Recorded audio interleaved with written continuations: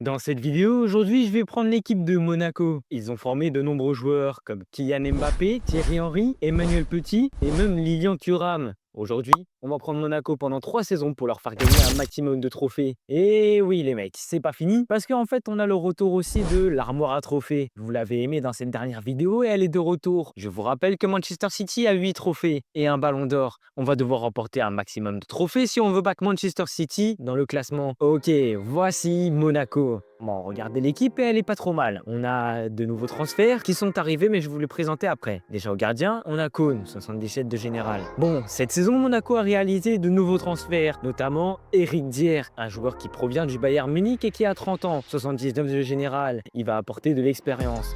C'est pas tout. Ils ont aussi récupéré Ansu Fati, l'un des joueurs qui était le plus prometteur de sa génération. Et maintenant, il est à Monaco et en plus, il a 21 ans. Mais n'oubliez pas les mecs, on a aussi le retour du GOAT, Paul Pogba. Il a 31 ans et il est de retour dans sa carrière. Après 2 ans de suspension, il vient pour rebattre tous les records. Il veut redevenir le joueur qu'il était. Et c'est pour ça qu'aujourd'hui, pendant 3 saisons, Monsieur Drake va prendre Monaco pour ramener Paul Pogba et Monaco au plus haut sommet. Ok les gars, bon, je vous ai présenté les transferts, regardez l'équipe. Elle est pas trop mal, on a 2 super bons attaquants, Mbolo et Balogun. Ils sont excellents. Bon, n'oubliez pas, sur le banc aussi, c'est très bon. Minamino, Golovin, Ben Seguir, c'est des joueurs qui sont excellents et j'en passe sur le vent. Donc c'est pour ça qu'on va lancer notre première saison.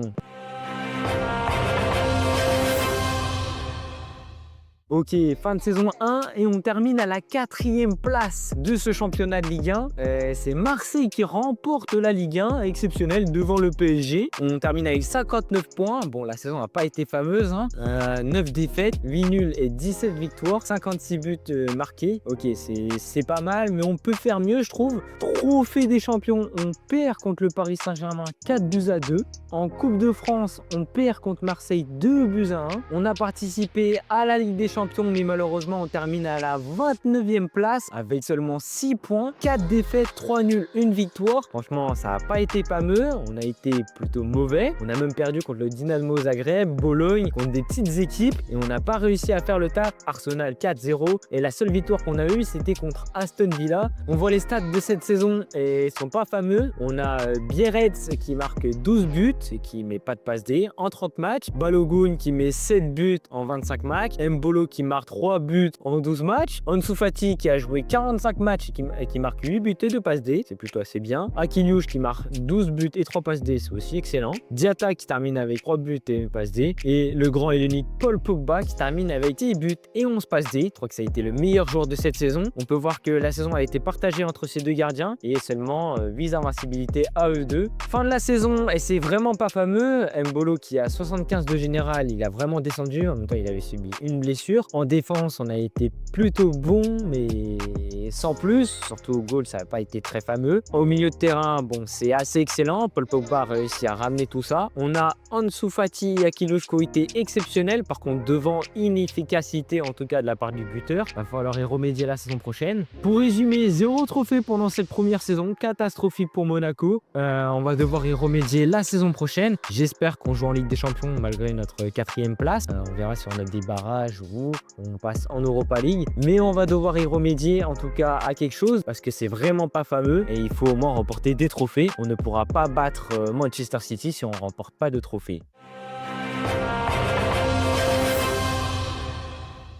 On est à la 2e saison et on a 114 millions d'euros de budget. Après avoir vendu Golovin, Mbolo et Cône, on amasse beaucoup d'argent. On se retrouve dans la gestion d'équipe et voici les transferts. Nous avons eu tout d'abord Remiro qui rejoint Monaco pour à peu près 39 millions d'euros. Il a 85 de général, il a 30 ans et je trouve que c'est un excellent transfert. C'était l'un des meilleurs gardiens en Espagne, donc ça fait plaisir qu'il vienne. Et on a aussi recruté Hugo Ekitike, 23 ans. Gros crack français qui joue en Allemagne en Bundesliga et je l'ai recruté parce qu'on avait besoin d'attaque du coup de l'apport offensif. Tous les côtés ça ne change pas et ça va toujours progresser, donc on est parti pour simuler cette 2e saison. Ok, on est à la fin de la saison 2 et on est 3e de Ligue 1. C'est mieux que la saison dernière et on est de retour. 67 points, on a quand même 9 points d'avance devant Metz quand même, c'est exceptionnel. Mais par contre on a beaucoup de points derrière l'OM et le Paris Saint-Germain, mais on tient sur une bonne lancée de 7 victoires victoires, 7 nuls et 20. Mais on tient sur une bonne lancée de 20 victoires, 7 nuls et 7 défaites. En Coupe de France, en 16e de finale, on a réussi à passer le Paris FC 3-2. En 8e de finale, on a passé le Stade Rennais 2-1. En quart de finale, on a malheureusement affronté l'Olympique Lyonnais et ils nous battent 1-0. Et d'ailleurs, la finale sera le Paris Saint-Germain contre l'Olympique Lyonnais. On est passé par les barrages de l'Europa League et malheureusement, on n'a pas réussi à se qualifier pour l'Europa League. Donc, on est tombé en Conference League. En Conference League, on n'a pas passé les playoffs parce qu'on termine 5e avec 15 points. On a réussi à perdre qu'une seule fois. Et on a fait 5 victoires. On est en 8e de finale de cette Conference League et on arrive à battre le Brann 5-1. En quart de finale, on va affronter le Club de Bruges et malheureusement, on se fait éliminer 4-1. Désillusion. Et d'ailleurs, la finale sera Panathinaikos contre le Napoli. Fin de cette saison, Ebieret a pu contribuer avec 19 buts et 2 passes D. Il a dû passer devant Hugo Ekitike, où ils ont dû jouer les deux en même temps. 7 buts et une passe D pour Hugo Ekitike. Un peu décevant pour l'attaquant qui vient de rejoindre, mais je pense que ça a permis à Ebieret de s'améliorer. Ansu Fati a 80 général maintenant et a réussi à planter 13 buts, 9 passes D. Très grosse saison de la part de Ansu Fati, qui est en train de revenir à son plein potentiel. Akiliouche a été aussi excellent, 21 buts et 10 passes D pour Akiliouche en 50 matchs. Ça a été exceptionnel, je pense que c'est le meilleur joueur de ce club de cette saison. Et à noter aussi qu'en fait les rentrants ont été aussi spectaculaires. 42 matchs pour Diatta, 14 buts et 5 passes D. Je pense que c'est ça, hein. Ekitike a été titularisé tout au long de la saison, enfin pas les 10 premiers matchs. Et